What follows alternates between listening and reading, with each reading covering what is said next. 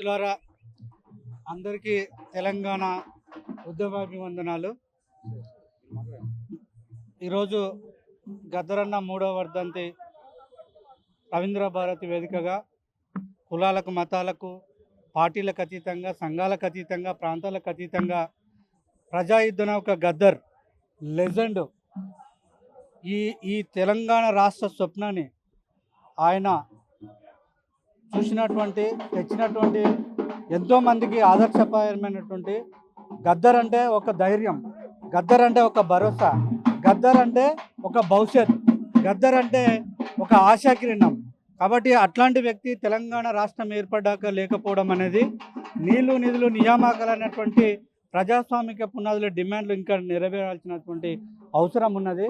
ఆయన ఏదైతే కలలు కన్నాడో తెలంగాణ రాష్ట్రంలో అణగారిన వర్గాలకు అధికారము, ఆరోగ్యము, విద్య, ఉపాధి రంగాలు కావాలని కోరుకున్నాడు. కాబట్టి ఆయన అకాల మరణం అనేది ఈ రాష్ట్రానికి, దేశానికి తీరని లోటు.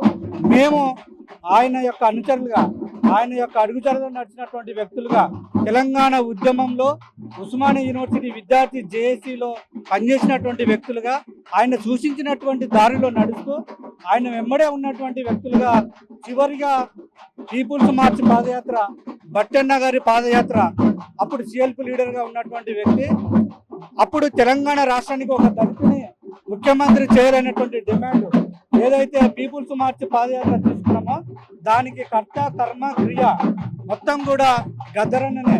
ఎందుకంటే అంటే అణగారిన వర్గాలకు అధికారము ప్రత్యేక తెలంగాణ రాష్ట్రంలో రావాలి, ఒక దళితుడు ముఖ్యమంత్రి కావాలి, ఈ ప్రజలను చైతన్యం చేయాలి.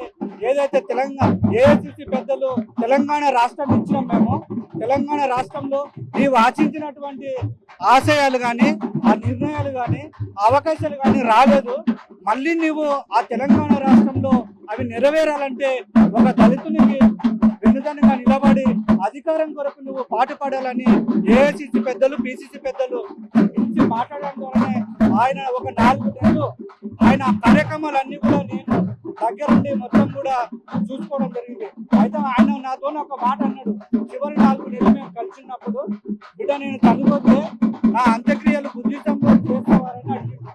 కాబట్టి నేను ఆయన చనిపోయిన రోజు వేలాది లక్షలాది మంది తరలి రావడం ద్వారా ఆయన యొక్క అంత్యక్రియలు ఎట్లా జరుగుతాయని మేము ఒక అభద్రతా భావంతో ఆ మందిలో ఆ రాత్రి అయింది. కాబట్టి లక్షలాది మందిలో మేము ఆయన చెప్పినటువంటి, ఆశించినటువంటి విధంగా ఉద్దేశంలో ఆయన అంత్యక్రియలు చేయడం జరిగింది.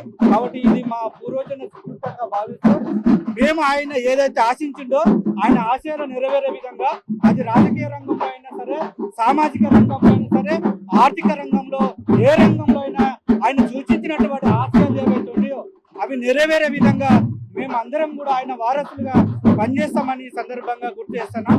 జోహార్ తెలంగాణ.